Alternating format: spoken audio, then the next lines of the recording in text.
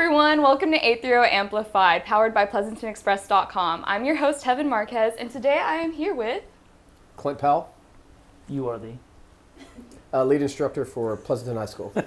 Ken Knox, go by Wolverine. I am the program director for the T6 VMAX program. And I'm Erik Mendoza, coach of Jordanton High School, ISD. Perfect. Thank you guys so much for coming today. We're super excited to talk about the upcoming VMAX Championship competition in May, correct? It's in March. March this year. Yes. Yeah, sir. we did as we kind of talked a little bit about, we did a change in the schedule to accommodate with the high schools so that we're not impacting the graduation season, so that hopefully we can get more parents and students involved. Yeah. Mm-hmm. Yeah. So guys, I kind of want to talk a little bit about your background in aviation, if y'all can kind of go down the line and discuss with me. Sure. Go ahead, Clint. I did all my training civilian. I worked for Mesa Airlines and Frontier Airlines, and now I just fly light jets as a contract guy. Cool. Yeah. So I'm a former military pilot, former simulator instructor pilot for the Air Force, and presently I work up at Randolph Air Force Base helping the Air Force to hire civilian pilots to do various missions and what they do. That's the reason he's the only one with a call sign. Yeah. Yeah. Okay, and I'm the one with the least experience. I'm still a student pilot. I'm working on my license, and hopefully here in this next 2 months I get that. Yeah. Yes, ma'am. Awesome. Wow, it sounds so much fun. I've always been interested in stuff like that. Flying sounds incredible, and now y'all are getting the opportunity to teach young students, what's next. So what can y'all kind of tell me a little bit about how y'all decided to bring the VMAX Championships to Atascosa County? Sure. So in the very shortest answer for a very long-winded explanation, we saw in my role up at the Air Force Personnel Center trying to find pilots that there is just a shortage of pilots across the globe right now. Starting in 2023, the global demand for pilots actually exceeded the global supply. The Air Force has spent 10 years trying to meet its pilot quotas to actually get the number of pilots they need and has not been able to do so. And so I wanted to try and find a way to grow a younger generation of pilots. Kids they're more wanting to be YouTube influencers than to do the traditional jobs that we used to do. But I'm telling you, an aviation career pathway is something that can really give these kids an opportunity to work themselves into some very, very well-paying jobs, but more importantly, take them around the world and back again and learn some skills that can be applied to any problem-solving set they've got to deal with.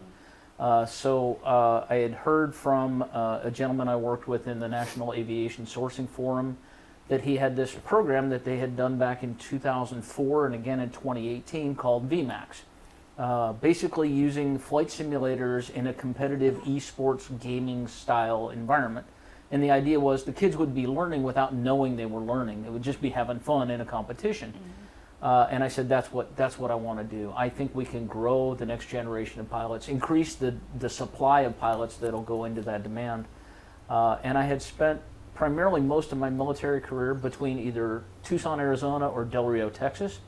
And I saw some really good kids make some really, really bad decisions because they just didn't see a pathway up and out of those situations that they were in.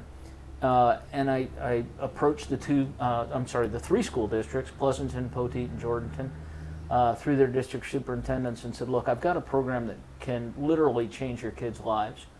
I just need you to invest and take a leap of faith in me to get us these virtual reality simulators and let us partner veteran aviators like Clint, even younger aviators that can connect with the students on the, hey, I'm just learning level. And then also working with former military pilots to help them learn the basics of aviation. We want to get them and keep them interested in aviation. But, we also, through the grace of God, had the sponsorship of the Order of Dedalians. They're the oldest fraternal organization of military pilots, started back in just after World War I. They came out and supported us with offering up originally $20,000 in flight training scholarships. So now I can get our second goal of the program, which is removing some of those economic barriers that keep kids from getting into aviation. And we ultimately ended up giving out $26,000 to the winning team and another individual last year in the competition. And then the third thing we want to do is we really want to show the military organizations, although this is not a military operation, we're not directly sponsored by the Air Force in any way. And if a kid wants to go into commercial aviation like Clint or do private aviation like Erik, we're going to help them do that. But we wanted to show the Air Force that if we start training kids on the fundamentals of aviation in high school and give them a pathway through to get to college and through college into the military, that they're going to far exceed the current pilots out there. So that's really where it all started. And that was the short answer. Sorry. Yeah. No, it was perfect. I enjoy listening to this. I know we talked about it a lot last year, and it was always so interesting to me. I wish we had something like that whenever I was in high school. I think it's incredible. Y'all are really giving these students an opportunity to learn and grow. I really do want to ask, I know last season was the first year, and what was kind of one of the biggest challenges that y'all had just kind of translating that military grade, like flight training, into like a high school competition? Well, I'm going to let these two answer that because I already know how to translate it, but they probably have the best relevant answer to that. So last year was very challenging because it was first year. We didn't get our sims up until what, week 11? Nine. We were 9 Wow. weeks into it before we even had simulators. Yeah. So it was a lot of classroom, and the big challenge was getting everybody on the same format. Like we didn't have, this year it's much more defined. We have military instructor pilots actually coming to the schools and training the kids, which is amazing. Last year it was just me and Erik and Ken, you know. And yeah, just getting it started was a rough road. Just having the knowledge, you know, having the right information, you know, constantly for these students, and then having them engaged too, because you know there's a lot of information coming at them. So to break it down for them, you know, some of these kids get what's the word? Hung up? Yeah, they get intimidated, you know, by all these big words, you know, this lingua that they talk about. I mean, I don't engage with the military, just, you know, like these fellows do, but you know, it's totally different from a private pilot.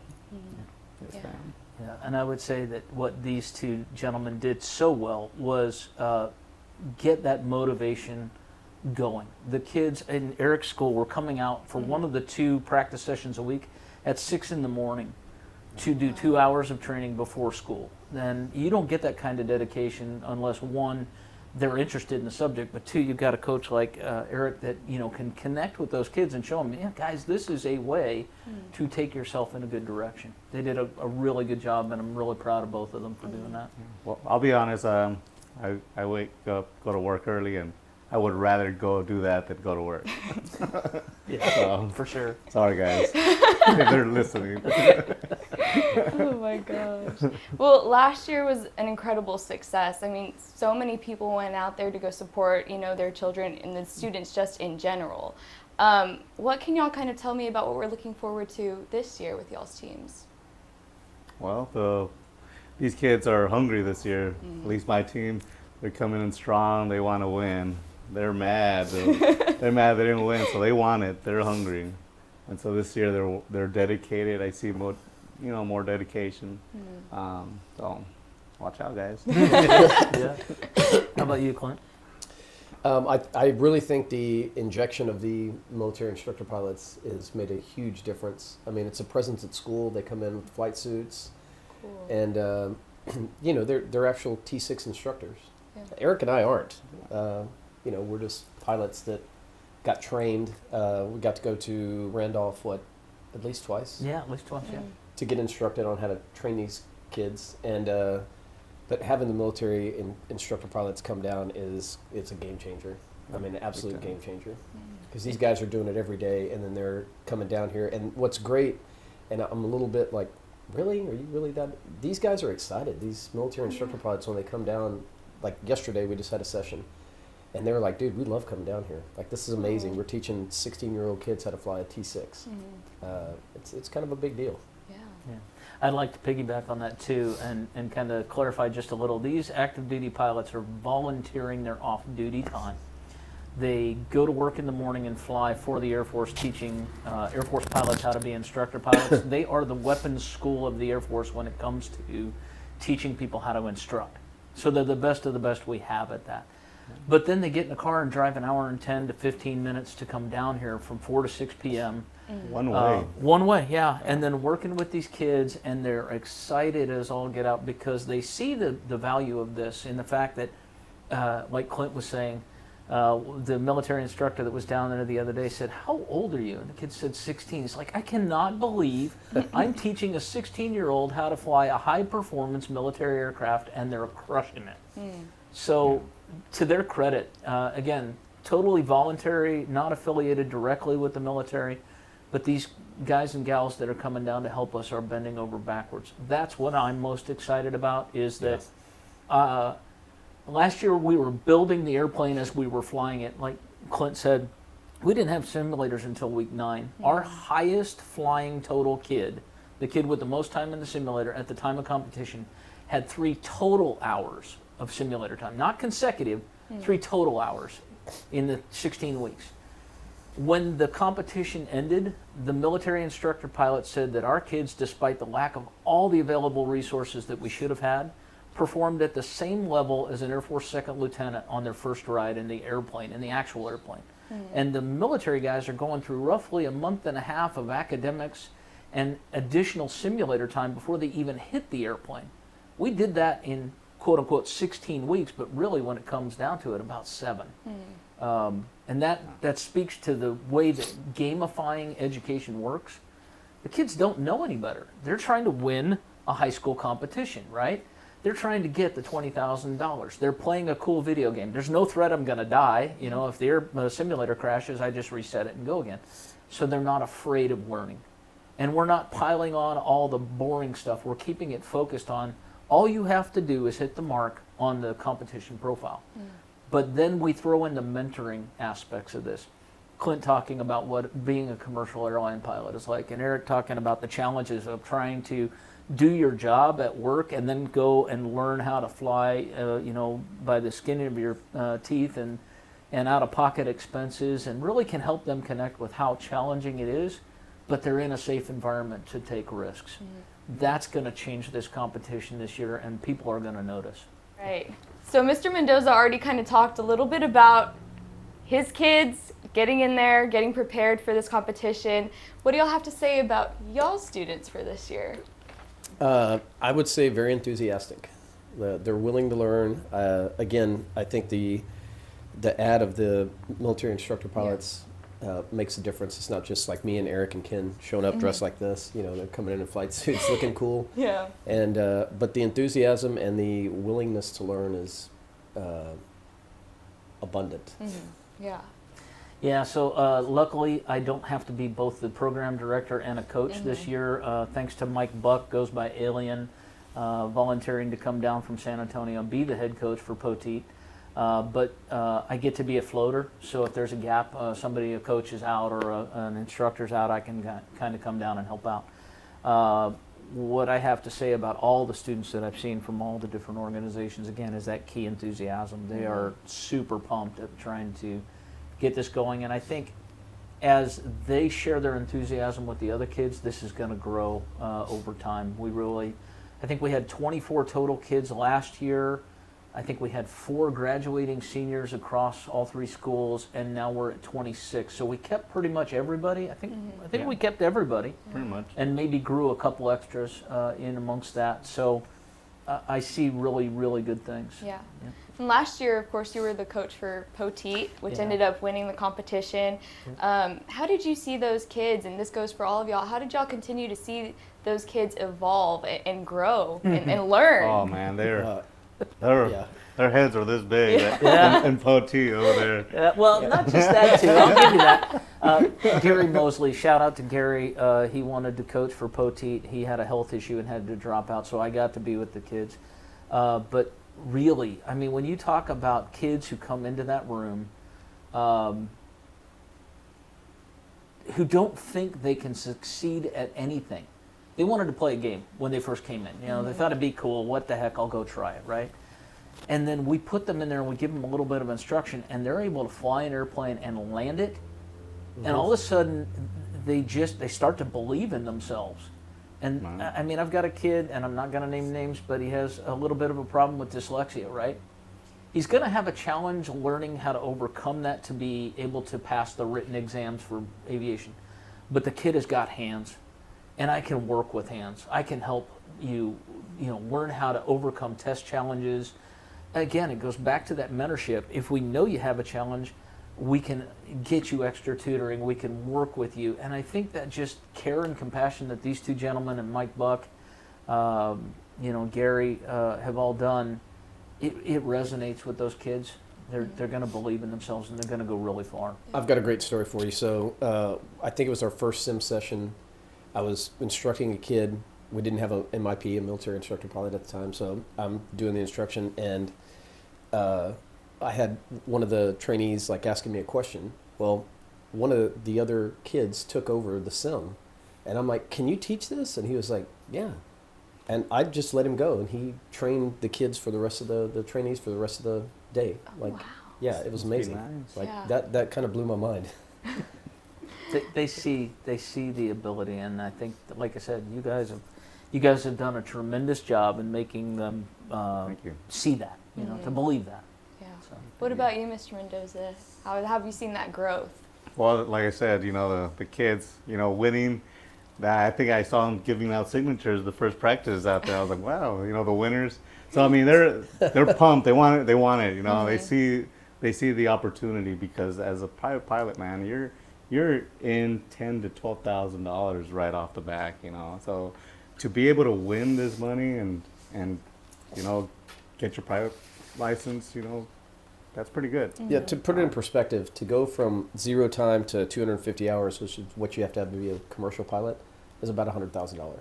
Wow. Yeah. yeah. And by the way, if I can make a shameless pitch, we're working on a $0 budget in this program.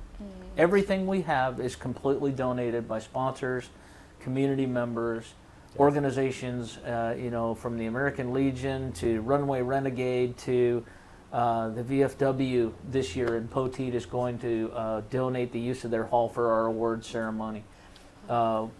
We are greatly indebted to the Dedalians for the scholarship money, but we raised about $3,000 for the High Point Individual Award out of private donations. But we can't do this without the support of our sponsors and people who want to get involved. And again, shameless pitch, if you want to donate to the scholarship fund for this program, or maybe donate resources to help these kids. Or time. Yeah, please come and talk to us. We'll be more than happy to help you find a way to put that money to great use. Yeah, one of the things that we've done too in the program is talk about different opportunities in aviation. It's of course the military route, but the commercial route, airlines, air ambulance, drones. We've talked about getting into something like that. Yeah. There's just a lot of opportunity. Repairs, mechanics. Air traffic control. Yeah, we've actually looked at making this program into an air traffic control VMAX at some point in time, as well as the students building their own aircraft like Southside ISD did about 2 years ago. We have the capability to grow to that if we can get the traction behind us to support our efforts. Yeah. So this year's competition in March, will it be looking the same as last year? Is anything new that the kids have to prepare for? Totally different. Oh no. Oh, it's man. going to be fun. It's going to be fun. Yes. I'll speak to it real quick and then you guys follow in. But last year, first year, we taught the kids the basics of flying an aircraft by instruments, meaning they can't see outside. They have to use the instruments to safely take off, fly around, and land. I chose that deliberately to show the Air Force sponsors that were working with us, not sponsors, but organizations, that we could teach a very difficult subject in a very short period of time and successfully compete it, right? This year we're going to switch up to what we call a visual flight rules, VFR profile. The kids are going to navigate by looking outside the aircraft, go out to a practice airspace, and they're going to do basic aerobatics. So we're doing loops, aileron rolls, and split S's. A loop's a vertical 360-degree circle. An aileron roll is a roll around the wing axis, the longitudinal axis of the airplane. And then a split S is where they pitch up, roll inverted, and pull through the bottom half of a loop. some very aggressive maneuvers that are in the aircraft quite challenging due to the G-forces. In the simulator, probably even more challenging because they don't feel that. They've got to do it by practice and repetition. And then we're going to bring them back to the Air Force Base, and they're going to do what we call VFR pattern work, practice approach and landings. In a high-performance aircraft, that happens at the speed of, holy cow, what just happened? You know, it's very challenging to teach kids to get into a routine that can accomplish all the tasks they need to get done in the short period of time you have while flying by the runway. And then just because I'm kind of a sadistic coach and a program director, we're going to throw in an engine-related emergency. Okay, so we're teaching these kids what we call single engine, single seat mentality. I'm all by myself. The only person that is going to fix a problem is me. And by the way, that applies to a lot of problems in life that these kids are facing. So we're trying to teach them how do you overcome those challenges. But we're going to force them to do what is called a precautionary emergency landing, simulating that the engine has failed and they have to spiral down to the runway and land with the minimum use of the engine to protect it. If they can pull off what I know they're going to, I am telling you right now, some very senior leadership and some very senior people are going to be recognizing what is going on, and I think that will make a difference for future plans. Now, not endorsed by the Air Force again, this is not an official opinion. I'm giving you my own private opinion of what I think will happen. So. Yeah, and they're pulling it off. What's great isn't that what they're doing here? Yeah. In the T6? Yeah, they come down and practice those here, yeah. If you look, the military airplanes that you see are doing exactly what we're teaching these kids. So it's kind of cool to look out the window and say, hey, that's the plane you're flying. Yeah. And So this we're is what teaching you're doing in the sim. Yeah. Oh man, this is awesome. I'm so excited. So of course this differentiates for this year. Can you set an exact date of whenever we're going to have the competition? Yeah, 4th of March. Right now the competition and the award ceremony are split. Last year we did them both together. But we wanted to bring the award ceremony off base to help parents and friends be able to attend that normally couldn't drive all that way up there and base security issues. So 4th of March, roughly from 10 o'clock to 2 o'clock in the afternoon, the kids will be in the competition setting. And then on the 5th of March, from 6 to 8 p.m. at the Poteet VFW Hall will be the award ceremony. Love to have any and all that want to come out and support the kids on their teams come out and do that. Now tell me a little bit about this open house idea that y'all were having. I know that you had mentioned it previously, but what do you have, any updates on that? Yeah, sure. So we've been kicking around the idea of opening up one of our flight simulator rooms that's pretty large over at Poteet, bringing in community leaders, bringing in district superintendents and admin people, teachers that have heard about our program but never have an opportunity because they're working their butts off to teach the kids to come down and see it. But I had an interesting conversation with the community outreach representative for Congressman Cuellar yesterday. And there is a very good possibility that he will be coming down to meet with our kids and maybe even get a ride in the simulator. I might even give him one of your flight patches, guys. So, but if you can come down and see us and be with these kids, I think that would give us some tremendous support behind this program, maybe push it out a little quicker. We see this growing next year to a total of 6 to 7 teams. I already have a commitment from Randolph Air Force Base High School. We're working on Canyon High School and Byron P. Steele High School. And then I just met with some folks at the Gideon's EAA Young Eagles chapter down in Kennedy, Texas last night. They're really interested in starting a team as almost like a community team as opposed to a high school team, because that will allow us to bring in the homeschool groups that have been traditionally excluded from the high school opportunities because they're not affiliated registered students, right? And I think that is another game changer. Yeah. We don't necessarily have to go to one high school in these rural communities, which is why we started the program initially in this area. There's a lot of underrepresented talent, meaning no recruiter comes and looks at them. Airlines don't think about them because they're rural, right? So we're missing a lot of some of the best possible candidates for pilots. And if we use that community engagement thought process, then one group can split the cost of the simulators and cover multiple districts. It may be another way that we can make the program grow. Yeah, that's going to be exciting. Talk a little bit about bringing the collegiate teams in. Oh yeah, totally forgot about that. Thanks, Clint. We had a conversation with the commander of Detachment 842 at the University of Texas San Antonio about 4 months ago. Gave him the pitch about VMAX, told him what it is we're trying to do, and he is already committed to trying to become the first team of the collegiate league that we're going to try and start in the 27-28 timeframe, going into the 28 cycle. So my goal is to take this through the colleges that have aviation programs, or some of the ones that don't but have Air Force ROTC programs, to try to grow this out like another program that was done called Cyber Patriot that worked on cybersecurity issues.